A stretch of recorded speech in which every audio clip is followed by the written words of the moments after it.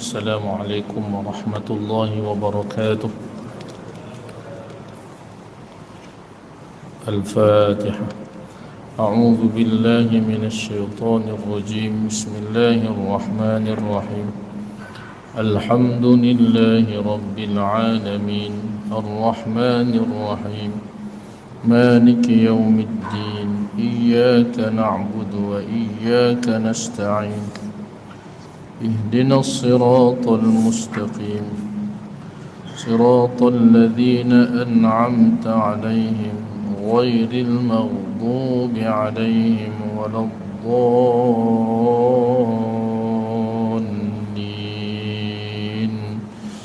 آمين.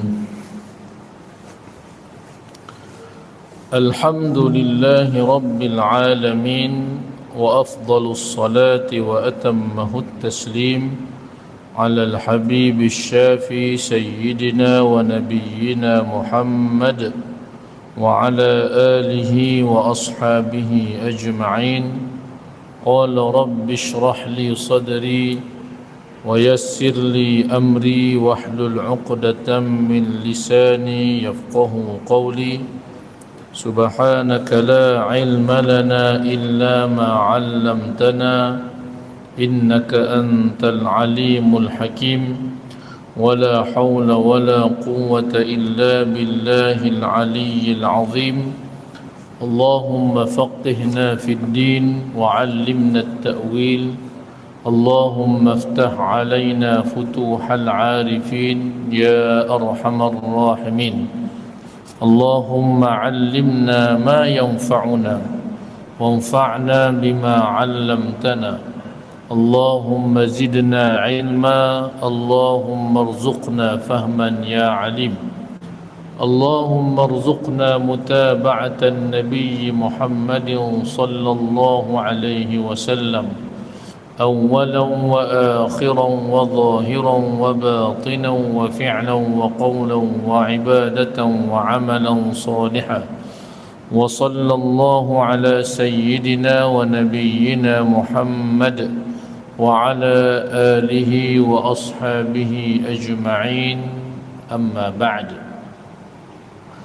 قال الله سبحانه وتعالى في القرآن العظيم بعد أعوذ بالله من الشيطان الرجيم.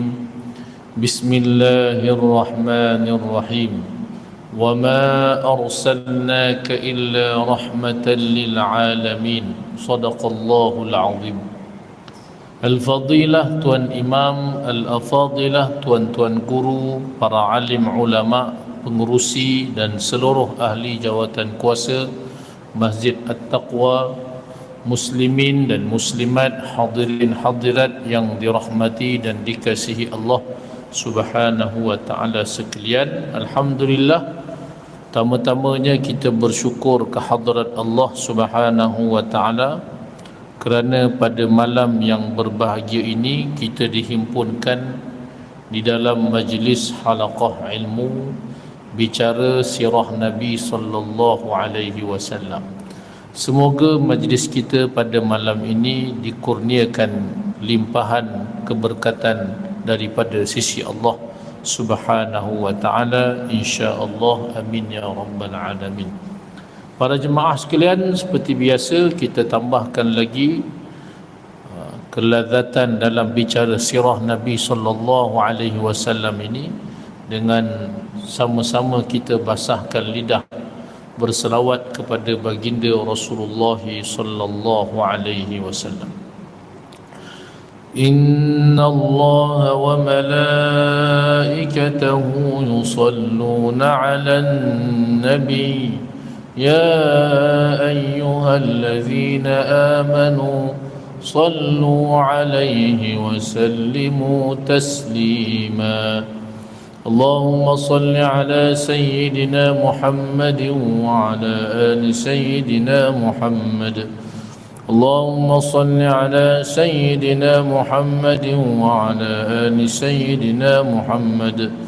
اللهم صل على سيدنا محمد وعلى آل سيدنا محمد. اللهم صل على سيدنا محمد وعلى آل سيدنا محمد اللهم صل على سيدنا محمد وعلى آل سيدنا محمد اللهم صل على سيدنا محمد وعلى آل سيدنا محمد اللهم صل على سيدنا محمد وعلى آل سيدنا محمد اللهم صل على سيدنا محمد وعلى آل سيدنا محمد اللهم صل على سيدنا محمد وعلى آل سيدنا محمد اللهم صل على سيدنا محمد وعلى آل سيدنا محمد. Alhamdulillah. Mudah-mudahan selawat yang dipanjatkan diterima Allah Subhanahu wa taala insya-Allah. Amin ya rabbal alamin. Menerusi kitab Rahiqul Makhtum karangan Syekh Safiyur Rahman Al-Mubarakfuri rahimahullahu taala wa nafa'ana Allah bi'ulumihi fid dharain amin. Pada tajuk persediaan tentera Mekah, persediaan tentera musyrikin Mekah. Masih lagi dalam bicara peperangan Uhud. Yang sebelum ni kita telah bincangkan tuan-tuan tentang kisah sahabat yang mulia yang dipilih Rasulullah sallallahu alaihi wasallam untuk diberikan pedang baginda sallallahu alaihi wasallam, iaitulah Sayyidina Abu Dujanah radhiyallahu anhu yang terkenal dengan serban merahnya, yang bererti beliau ini memang sanggup mati di dalam medan peperangan. Dan seterusnya pada tajuk persediaan tentera Mekah. Jadi penulis disebutkan juga, selain daripada membicarakan tentang persediaan tentera Rasulullah sallallahu alaihi wasallam, disebutkan juga tentang persediaan tentera Mekah, musyrikin Mekah yang diketuai oleh Abu Sufyan Sakhar Harb. Sementara itu pihak musyrikin mula memperlengkapkan pasukan mereka mengikut sistem barisan. Kepimpinan umum diserahkan kepada Abu Sufyan Sakhar bin Harb yang berpusat di tengah-tengah pasukan tenteranya. Jadi dia ketua umum, ketua kepada seluruh tentera musyrikin. Dan dia duduk di tengah-tengah tentera. Diletakkan di sebelah kanan pasukan Khalid ibnul Walid. Sebelah kanan dia ada ketua juga, diketuai oleh Khalid ibnul Walid yang ketika itu masih musyrik. Dan di sebelah kiri pasukan iaitu Ikrimah bin Abi Jahal. Kalau sebut nama ayah dia memang semua kita kenal, Abu Jahal laknatullahi alaih, yang telah terbunuh di medan Badar. Tapi anak dia tuan-tuan sempat memeluk agama Islam. Ikrimah bin Abi Jahal masuk Islam sebelum maknanya dalam peristiwa Fathu Makkah. Bahkan ketiga-tiga nama yang disebutkan ini, Abu Sufyan Sakhar bin Harb ketua untuk pasukan tentera musyrikin, Sayyidina Khalid ibnul Walid dan juga Ikrimah bin Abu Jahal, ketiga-tiga mereka memeluk agama Islam di dalam peristiwa Fathu Makkah radhiyallahu anhum ajma'in. Tetapi dalam peristiwa ini mereka adalah ketua ni, orang yang paling kuat memusuhi Nabi sallallahu alaihi wasallam. Pasukan pejalan kaki diketuai oleh Safwan bin Umayyah juga memeluk agama Islam dalam peristiwa Fathu Makkah. Sementara pasukan pemanah diketuai oleh Abdullah bin Abi Rabi'ah. Muslimin para jemaah yang dirahmati dan dikasihi Allah Subhanahu wa taala sekalian, itu semua adalah tentang ketua-ketua yang dipilih oleh Abu Sufyan, jentera sebelah kanan, jentera sebelah kiri, dan juga pasukan pemanah. Bendera perang diserahkan kepada sekumpulan Bani Abduddar. Dia ada dalam pasukan tentera musyrikin ni, sebagaimana tentera Islam, dia ada ketua ataupun dia ada tukang pegang bendera. Jadi ini simbol lah, syiar, Jadi kalau masih lagi maknanya berkibar bendera ni, itu menggambarkan pasukan ni masih bertahan, masih kuat. Dan sememangnya orang yang pegang bendera ni orang yang dia nyawa dia 50-50, tuan-tuan, sebab dia akan jadi target. Dia akan jadi target utama. Dan pemegang bendera daripada kalangan tentera musyrikin, iaitulah sekumpulan daripada Bani Abduddar. Jawatan itu adalah jawatan tradisi mereka semenjak Bani Abdul Manaf membahagi-bahagikan jawatan yang mereka warisi daripada Qusay bin Kilab, seperti yang telah kita jelaskan pada permulaan buku ini. Kalau tuan-tuan belik yang ada kitab lah, cerita ni kalau tak silap saya mungkin dalam 10 tahun lepas pernah kita bincangkan. Kalau tuan-tuan masih ingat lagi lah, 10 tahun dulu, cerita lama, bukan cerita sebelum semasa kelahiran Nabi sallallahu alaihi wasallam. Ni cerita moyang Rasulullah sallallahu alaihi wasallam. Dia ada sejarah dia, tuan-tuan. Sejarah tentang pemegang bendera, panji perang disebutkan, yang dipusakai daripada moyang, daripada nenek moyang mereka. Cerita ni cerita zaman moyang Rasulullah sallallahu alaihi wasallam, iaitu Qusay bin Kilab. Muhammad bin Abdullah sallallahu alaihi wasallam bin Abdul Muttalib bin Hashim bin Abdul Manaf bin Qusay bin Kilab. Qusay bin Kilab itu adalah moyang Nabi sallallahu alaihi wasallam, yang pada zaman dialah tampuk pemerintahan Mekah dan juga terhadap Kaabah Al-Musharrafah itu kembali kepada anak cucu keturunan Nabi Ibrahim alaihi salatu wassalam yang tulen. Sebelum tu, siapa yang menjaga bumi Mekah ni? Bani Khuza'ah selama 300 tahun. Sebelum Bani Khuza'ah, Bani Jurhum. Sebelum Jurhum itu anak cucu Nabi Ismail alaihi salatu wassalam. Mula-mula Nabi Ismail alaihi salam, kemudian anak dia, kemudian kembali kepada datuk dia. Start daripada datuk dia Jurhum. Kemudian Jurhum dihalau daripada bumi Mekah Al-Mukarramah saat ketika mana mereka keluar daripada Mekah. Mereka telah menimbus telaga Zamzam. Dan kisah itu, tuan-tuan, sejarah telaga Zamzam itu terputus seketika. Kemudiannya diambil alih Mekah ni oleh Bani Khuza'ah.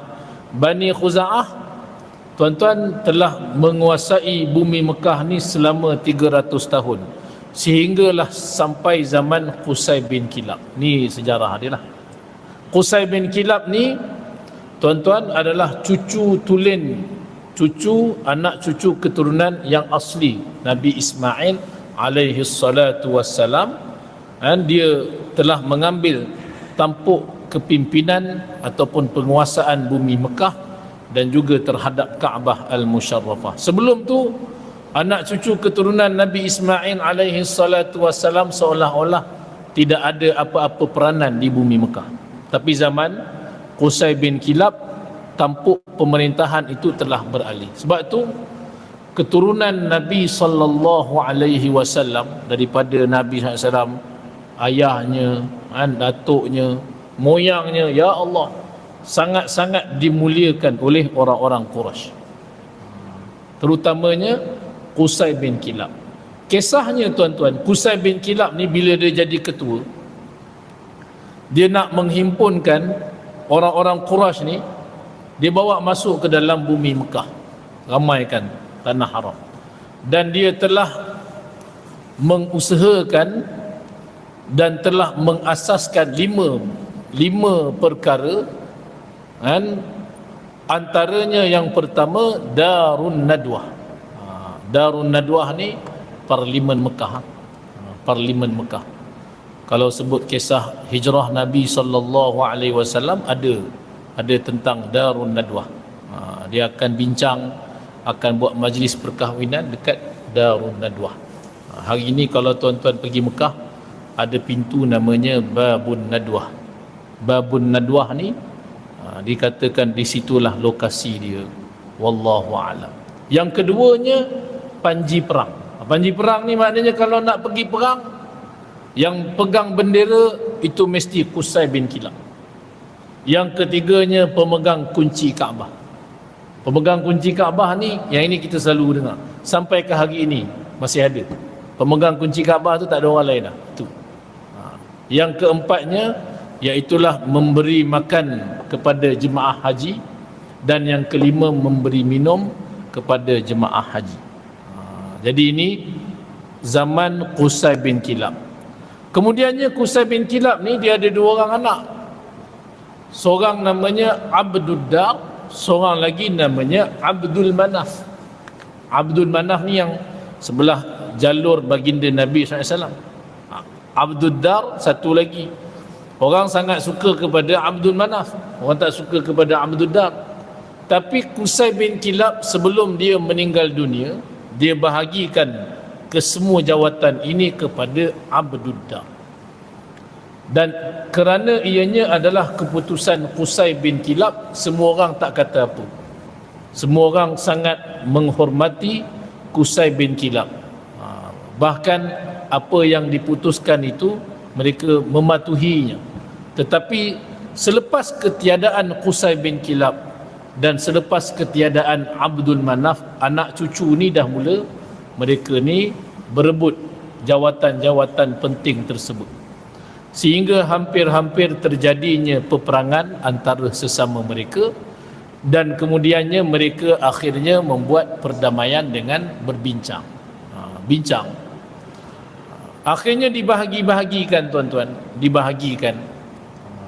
3 jawatan utama Darun Nadwah, iaitu pertamanya Darun Nadwah, yang keduanya kuasa pemegang panji perang, dan juga pemegang kunci Kaabah, diserahkan, diberikan kepada Bani Abdul Dar. Ni yang kita punya tajuk ni. Kan? Dekat peperangan Uhud, sememangnya pemegang bendera panji perang tu diserahkan kepada keturunan dia. Dah diputuskan daripada zaman moyang Rasulullah sallallahu alaihi wasallam. Termasuklah pemegang kunci Kaabah. Yang ini dah diputuskan tuan-tuan. Walaupun dalam peristiwa Fathu Makkah, Sayyidina Ali bin Abi Talib radhiyallahu anhu sebut kepada Nabi sallallahu alaihi wasallam, serahkan kunci itu kepada keturunan kita. Macam itulah lebih kurang, tuan-tuan. Kepada dia. Sebab ni memang daripada zaman nenek moyang ni dah diputuskan. Lalu Rasulullah sallallahu alaihi wasallam putuskan sebagaimana yang Allah Subhanahu wa taala perintahkan. Innallaha ya'murukum an tu'addul amanati ila ahliha. Sesungguhnya Allah Subhanahu wa taala perintahkan kepada kamu untuk menunaikan amanah ni kepada ahlinya. Maka diserahkan terus pemegang kunci itu kepada keturunan dia, sebagaimana yang diputuskan. Jadi tuan-tuan muslimin, para jemaah sekalian, 3 kepada Bani Abdul Dar, 2 lagi memberi makan dan juga memberi minum diserahkan kepada Bani Abdul Manaf. Dibuat undian, maka jawatan tersebut diserahkan kepada Hashim bin Abdul Manaf. Hashim bin Abdul Manaf adalah moyang Nabi sallallahu alaihi wasallam. Selepas Hashim, iaitulah Al-Muttalib, adik dia. Selepas Al-Muttalib, iaitulah anak kepada Hashim, Abdul Muttalib. Selepas Abdul Muttalib, iaitulah Abu Talib. Selepas Abu Talib, iaitu Al-Abbas bin Abdul Muttalib. Wallahu alam. Itu sejarah dia lah, dan susul galur sedikit berkenaan tentang sejarah pemegang panji perang.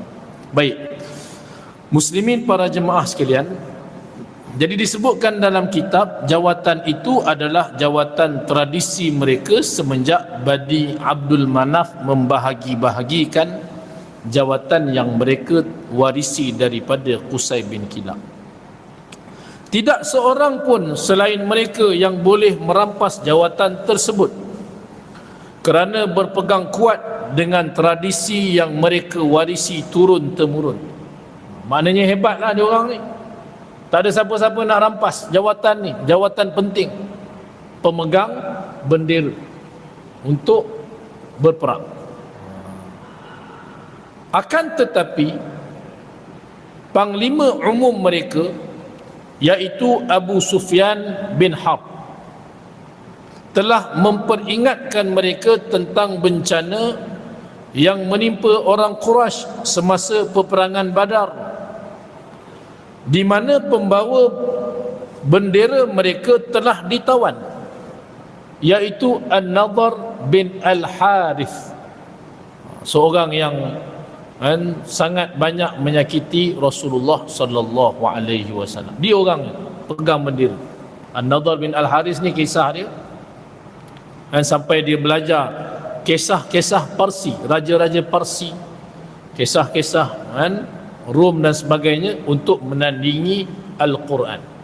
An-Nadhr bin Al-Harith. Bahkan dia beli wanita-wanita ni, penyanyi-penyanyi ni, untuk memesongkan siapa-siapa yang ingin memeluk agama Islam. Dihantarnya wanita-wanita. Itu An-Nadhr bin Al-Harith. Dia daripada Bani Abduddar. Dalam peperangan Badar Al-Kubra, dia telah ditawan. Dia sebagai pemegang bendera. Jadi dalam peperangan Uhud, Abu Sufyan bangkitkan isu ni, kan, bahawasanya dalam peperangan Badar An-Nadhr bin Al-Harith telah ditawan. Bagi ingat, dia pegang bendera, dia daripada Bani Abduddar, dan dia ditawan. Dia memperingatkan itu, tujuannya adalah untuk memprovokasi mereka, biar mereka ni rasa tercabar, kan? Supaya jangan ada siapa-siapa yang mengganggu gugat jawatan tersebut. Tapi Abu Sufyan ni tu nak kata dia punya bijak dia, dia bangkitkan isu tu supaya mereka ni jangan melepaskan sebagai orang yang memegang bendera. Sebab nak pegang bendera ni, dia memang nyawanya 50-50, kan? Akan sentiasa dijadikan sebagai tempat untuk diserang. Jadi Abu Sufyan ni sebelum peperangan, dia buat provokasi, tuan-tuan, supaya Bani Abduddar ni terus menerus pegang dengan jawatan ini. Dia pun berkata, kata Abu Sufyan, wahai Bani Abduddar, kamu telah mengambil tugas memegang panji-panji semasa peperangan Badar, lalu kita ditimpa bencana seperti yang kamu ketahui. Sesungguhnya manusia didatangi dari arah benderanya. Apabila bendera hilang, maka mereka pun hilang. Maknanya itu yang menunjukkan sama ada pasukan itu bertahan ataupun tidak pada bendera. Kalau terus berkibar, maknanya bertahan dan juga mudah-mudahan mencapai kemenangan. Jadi kata Abu Sufyan, sesungguhnya manusia didatangi daripada arah benderanya. Apabila bendera hilang, maka mereka pun hilang. Oleh itu terserah kepada kamu, sama ada kamu menjaga betul-betul bendera kamu, atau kamu serahkan sahaja kepada kami untuk menjaganya, kata Abu Sufyan. Dengan itu kami tidak memerlukan kamu untuk tujuan tersebut. Dan apabila kata-kata Abu Sufyan ni dilontarkan, mereka ni kan, kumpulan Bani Abduddar terus rasa tercabar, kan? Rasa tercabar, seolah-olah kumpulan mereka Bani Abduddar itu tidak layak dengan jawatan tersebut. Jadi tercabar. Sebenarnya memang Abu Sufyan saja je, kan, buat provokasi supaya mereka terus pegang. Tapi bila disebutkan itu, dia orang rasa tercabar. Abu Sufyan berjaya mencapai hasratnya. Bani Abduddar sangat marah mendengar kata-katanya, sehingga mereka berkeras untuk memegang bendera itu dan memberikan peringatan kepadanya dengan berkata, apakah kami hendak menyerahkan bendera ini kepada kamu? Besok tahulah kamu, apabila kita mula bertempur, bagaimana yang kami akan lakukan.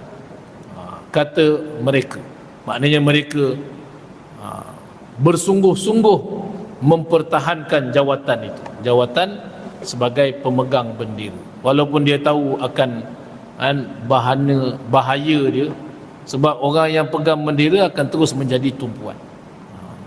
Tuan-tuan muslimin, para jemaah sekalian, sememangnya tuan-tuan, dalam peperangan Uhud ni, round yang pertama itu kan, seorang demi seorang pemegang bendera ni mati, tuan-tuan, dibunuh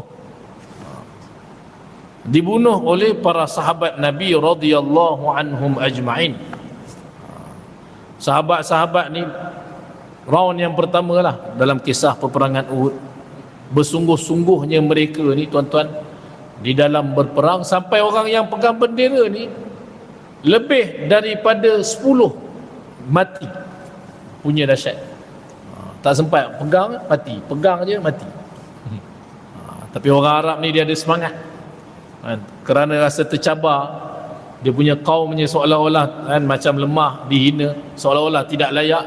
Jadi mereka sanggup bermati-matian pegang bendera.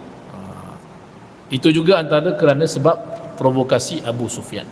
Jadi mereka berkeras untuk memegang bendera ini. Ternyata semasa peperangan berjalan, mereka sanggup bertahan, bermati-matian, sehingga semua mereka terkorban di dalam peperangan itu. Tak ada seorang pun baki.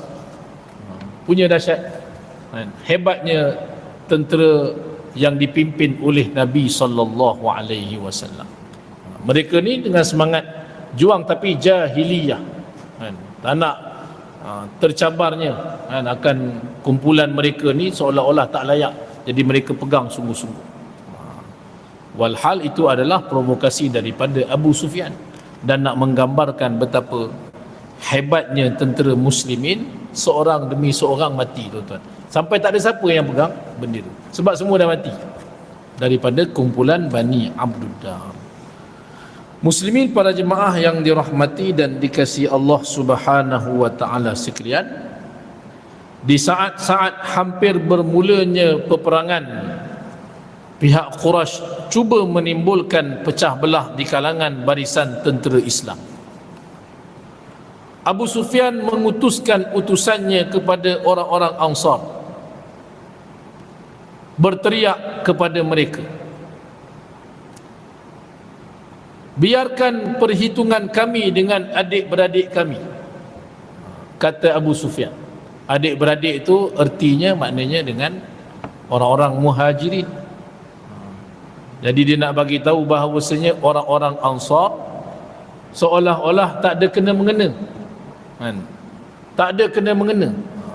Jadi Abu Sufyan ni dah buat dah kerja tu, supaya orang Islam ni dipecah-pecahkan.